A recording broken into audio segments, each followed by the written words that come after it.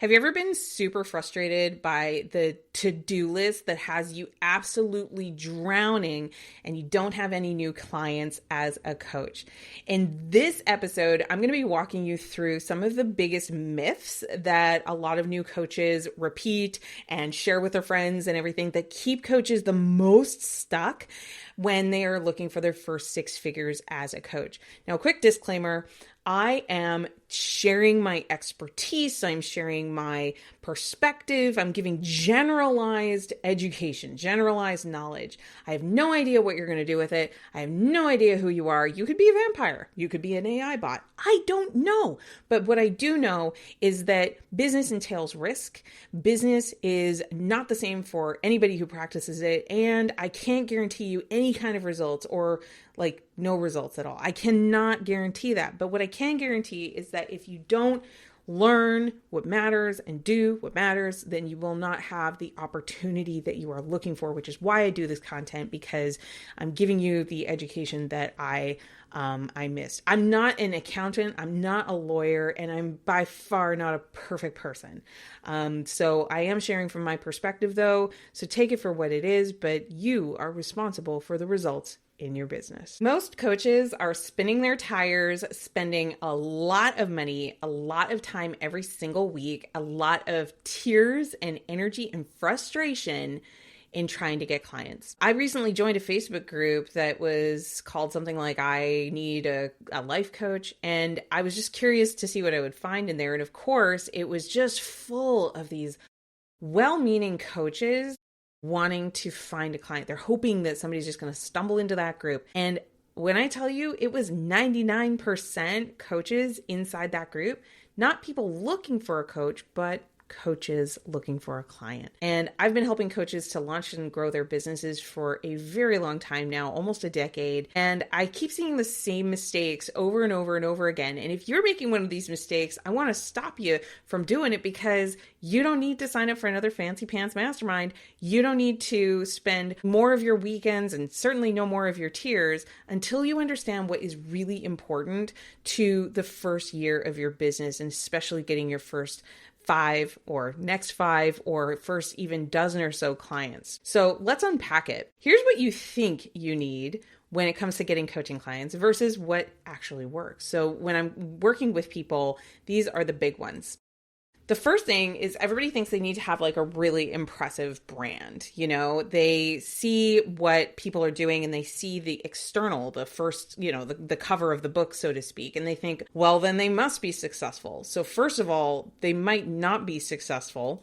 Second of all, what you actually need to start a brand is you need clear values. So when I was starting the Coaches Plaza and I was actually getting out there for myself, I was really clear what I wasn't about. I am like the opposite of a lot of the things that I saw in the marketplace. So, for example, I'm not going to pose on top of a Lamborghini because that's not me. That's not who I am. I'm not going to change my physiology just to make money.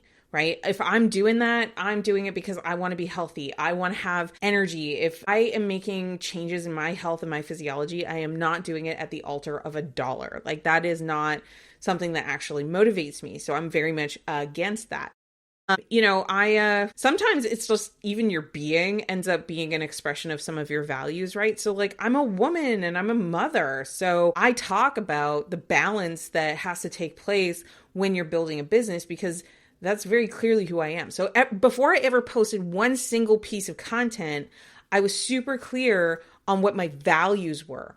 So because of that, I was able to start to build a brand. And you may argue whether it's impressive or not.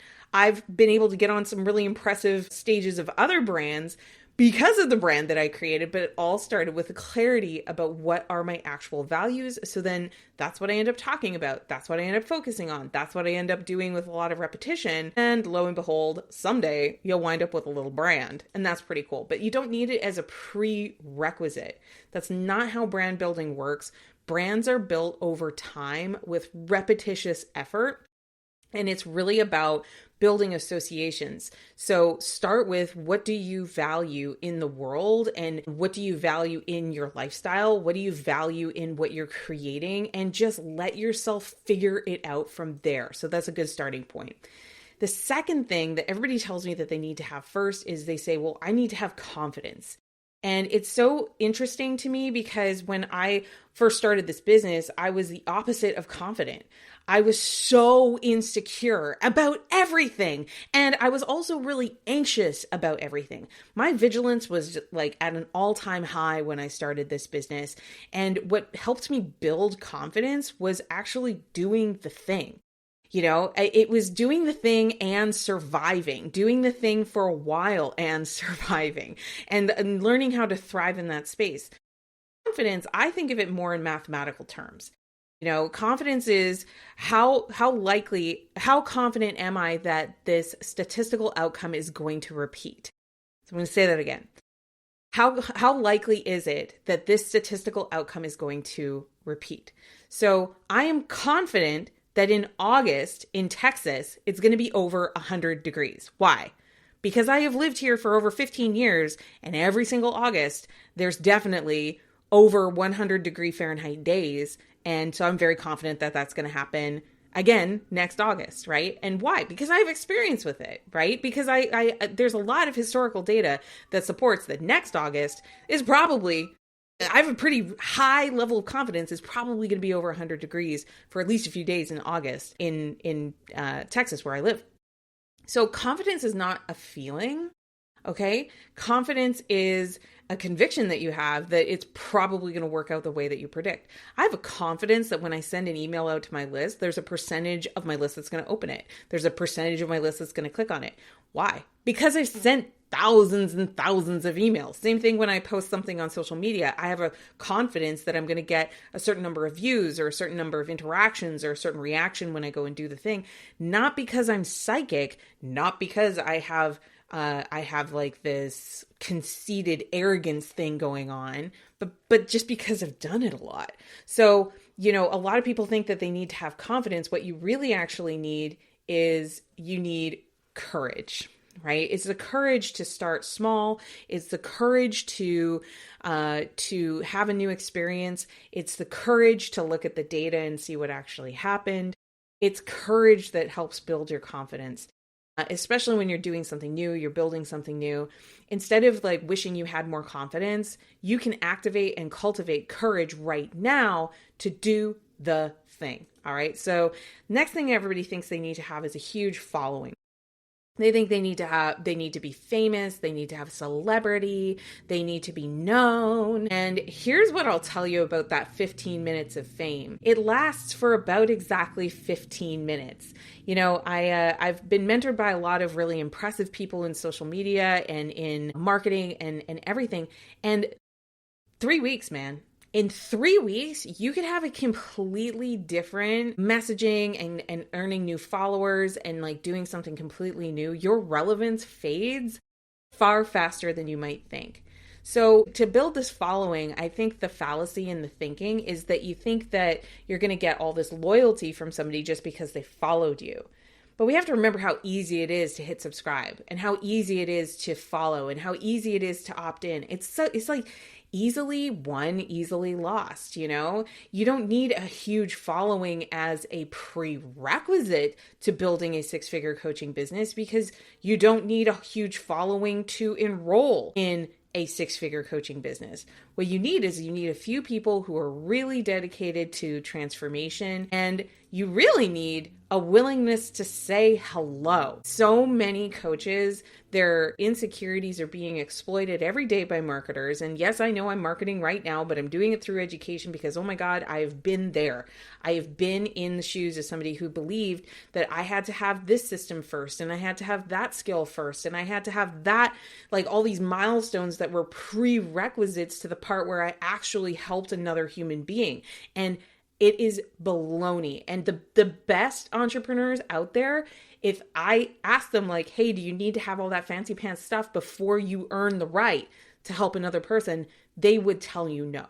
they would tell you that's preposterous. They would tell you that that's ridiculous. They would tell you that you can grow your business and add the fancy features as you go, but you first have to have that willingness to put yourself out there as being available to support and to help people in your zone of genius. All right, next one. People think that in order to be successful at a six-figure level as a coach, that you've got to have fancy premium clients, that you've got to have people that are paying you a lot, or that they themselves have a huge amount of status for you to earn the right to coach somebody else at a premium level. And what you actually need is you really need somebody you need your first fans. You need your first people who are just like, yes, I'm going to give that a crack. I'm going to give that a go. I'm going to check that out. And I would say get their testimony as well. If you can get their testimony that it was like a great experience, or if it needs work before you go and bring it out to the big wide world, that's okay too, right? You're just going to get better when you have that feedback. So instead of looking to have all the fancy clients paying you lots of, simoleons immediately, first prove your process. First, prove your process and prove that it is genuinely helpful enough that somebody would say, this was genuinely helpful. And when you have that testimonial and that feedback, not only can you know what to continue to do well and better, but you're also going to be able to ideally share that testimonial with other people who are like, okay, I believe you. I think you're actually good at what you do because other people have said that you are good at what you do. I'm not just taking your word for it. So super, super important. And whenever I do something new, this is exactly what I'm after. I might charge something, but it's really not as much as what the final product is intended to become. And I stand by this big time.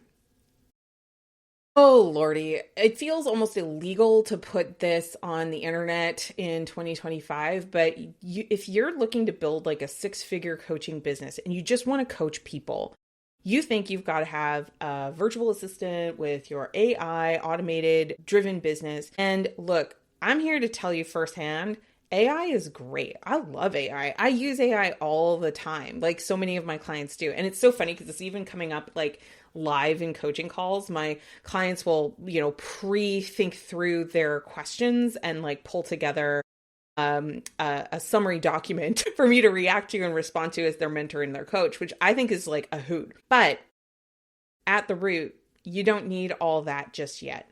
What you need is a calendar that you can commit to and that you can put appointments on. It could even be paper. I know it sounds crazy, but you really could do it that way. You need email and you need a phone. Now, if you're going to be meeting with people who are not, they don't know you, they don't have any affiliation with you, they don't know you through a friend or something like that, you might want to go ahead and kick the $12 a year for a branded domain for your email. And I'm a big fan of Google Workspace, not an ad, just telling you I love it. It works really, really well. I would customize those things rather than using a free Gmail account, just because it really does project that you are a real and legitimate business. But apart from that, I would say keep it as simple as possible and only add the complexity once complexity is warranted, right? And so when would it be warranted? Well, when you have too many relationships that you're juggling all at once and you don't want to start letting people down, you don't want to start forgetting commitments and things like that, then we add automation, right? To make things a lot easier.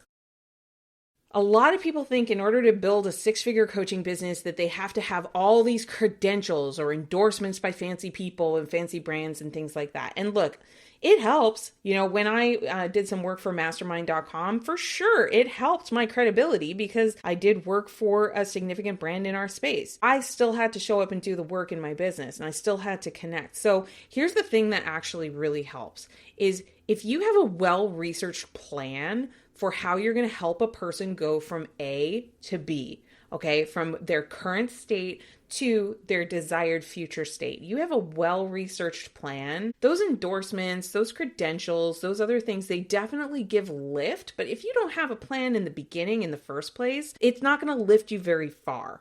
All right. So the other thing is that if you get really good at solving problems for other people and you earn a reputation for doing so in your space, guess what? you're going to get tapped on the shoulder for those opportunities, which is exactly what happened with mastermind.com. They tapped me on the shoulder. They said, hey, can you help me with this thing? So I did. We had a great time. It was awesome. Okay. Another thing that a lot of coaches think that they need to have before they can get to six-figure levels is they think they've got to have a bunch of magic words. Like you've got to say the magic words, the magic thing in the DM or the magic thing in a sales call or a consult to be able to earn the client or get the client. And I'm here to tell you, after studying sales and psychology and sociology and all the ologies to be even better as a high-performance coach, that's all you need. Clarity in your conversations and your connections. So instead of looking for magic words, it really comes down to, are you having a real and vulnerable conversation with people that is focused on their transformation, focused on clearing their obstacles? Are you doing that? Because if you're doing that, you're going to have plenty of opportunity to work with people in a deeper way as a coach. Another thing that coaches think that they need is they think I need a better network. I know I was in this boat as well. I came out of a pretty insular corporate kind of an environment where people didn't really go outside of the company very much to make new connections. And add to that, I was doing a ton of travel with my job. So it was kind of tough to make local connections with the limited time that I had at home. So I really believed I need a better network. And to the point where I only felt like I had 8 names on a Post-it that fit onto a Post-it of people that were my true champions. And honestly, that was probably true. That was kind of not my super inner circle, but the next layer out was about 8 people, which is normal. You don't need a better network, right? What you need is better networking skills, right? So when we say I need a better network, we're basically blaming all the people that we've met along the way for you are who you are and you're no good for my business. So that sucks. But when I say you need better networking skills, it's okay, how are you treating the people you're already in network with? So that's question number 1. Are you ignoring them? Are you not connecting with them because of some reason, right? And sometimes that's legit, right? You've got to have boundaries with people that have, behaviors that are not good for either of you. But I mean, by and large, do you treat your existing network well? If you don't treat your existing network well, then you need to fix that, right? Because why would anybody want to add themselves to your network if you don't do a good job of taking care of the people that already know you, right? So that's the first thing. The second big thing with the networking skill is, are you putting yourself into new environments? Could be rooms, could be events, could be networking groups, could be volunteering is a really good one. Are you putting yourself in the way of meeting new people, or are you staying at home watching a screen and hoping that your life is going to get better? Okay, keep watching, because this is actually super, super important. Your networking skills are actually more of a factor of whether you're going to be successful as a coach. Are you putting yourself in the way of meeting new people? And the third big thing in networking skills is, are you asking people that you meet for their support? Now, there's different kinds of asks that you can have. It's when I first had my 8 names on a Post-it, the main ask was can I do coaching for you so that you experience it? Because I want to build a business around this. And then we did it and it was awesome. And then I had another ask and I said, hey, do you know someone who would really benefit from knowing somebody like me? And they were actually, yeah. And then they gave me referrals to my next people that I coached and so on. So are you using the third big skill here, just to summarize, are you using your network to expand your network in the direction that you'd like it to grow? Because if you're doing that, then you're going to have plenty of opportunity to fuel a 6-figure coaching business. All right. So don't blame the network, blame your skills, and you can work on your skills. Here's the real truth, is that the coaching industry gets the richest off of our insecurities. That's just what it is. So if you want to stay stuck as a coach, then keep obsessing about how you are not good enough and you're not smart enough and you can't figure it out, because that's exactly what we need as marketers to get you into that pain of the motivation to buy something, to solve it, right? I had to really learn, and I sometimes still have to remind myself that I'm good enough. I'm good enough to shoot this video. I'm good enough to send the email. I'm good enough to step up onto a stage. I'm good enough to learn new skills. I'm definitely good enough to coach you. But I have to remind myself all the time. And I think that that's a really normal thing that I see a lot of coaches go through is that they have to remind themselves that they are already good enough where they stand to do what they need to do with what they have. And you can grow from wherever you stand. So I just told my clients in the First 5 Club, which is my community where I help people with getting their first or next 5 clients. You can DM me 5 clients if you want information about, or club would be better. You can DM me the word club if you are curious about the First 5 Club and you'd like to come and join us in there. But what I reminded them was, you can go right now, like just go, and you can grow as you go. Right? So many coaches are in this preparatory energy. They're just preparing and fixing to and getting ready. And it's like, when are you going to pull the trigger? Right? You're the only one that can decide that. So you can grow, you can keep growing, you can keep learning, you can keep, developing because you will have to. And I'm still on a growth journey. Oh my God, I am. But you don't have to use that as a reason to stop. The key thing here, especially if you're a coach, is you've got to trust yourself so that others can actually trust you. And trust happens because you keep making deposits into your well of certainty that you are going to keep your promises to yourself. If you can do that, if you can keep promises to yourself, like I promised myself I was going to do this video, promised myself I was going to send some emails, promise myself, like just over and over again, you keep making these deposits and then keeping your promises to yourself, then you are more likely to earn the trust from others because you are modeling the trust that you want them to have in you as well. I would also say that so many coaches, we're very visionary. We see the big picture. We see what we want to have. We see where we want to be. And I would say, great, one process at a time. So with the First 5 Club, I have people go through a sequence of steps to make sure that they are positioned to get their first or next 5 clients without all the baloney, without all of like the extras and all the playing into your insecurities. It's about an activation and it's about focusing on the first thing, then the next thing, then the next thing. Your success is in your sequencing. When it comes to skill development, let yourself focus on the one skill that is going to make you the most revenue and help you operate the most effectively, but just focus on one at a time. I think something that definitely slowed me down as a coach was this belief that I had to learn to be a master coach and learn how to master marketing and learn how to automate and learn how to delegate and learn how to sell and learn how to do content marketing and learn. And I felt like I had to develop all the skills all at the same time to the same level of excellence, and that is simply not true. You just don't have to do that. So I'm at a stage in a phase of my career where I'm really doubling down on like the content marketing aspect of things and being able to like develop more evergreen content that's reinforcing messages that have actually worked in the one-to-one space. So that's the leverage I'm developing right now. For most people that are starting their first 6 figures in a coaching business, the content marketing is actually something you probably can just be good enough at for a while. Because if you're present on social media, you'll remind the people who already know you that you're there, and then that's it. That's good enough. Help yourself by genuinely helping others. I think what makes people feel the most stuck and have the worst behavior in their life, whether it's like a lot of procrastination or a lot of distraction or whatever it is that's like getting in your way as you're building your business, it's because it's focused on the self. It's focused on how do you help you? And like, I'm having kind of a meta moment even as I'm doing this video. I'm helping you. Right? The getting to doing the video, like that took so much energy. I was like, I don't really want to do this.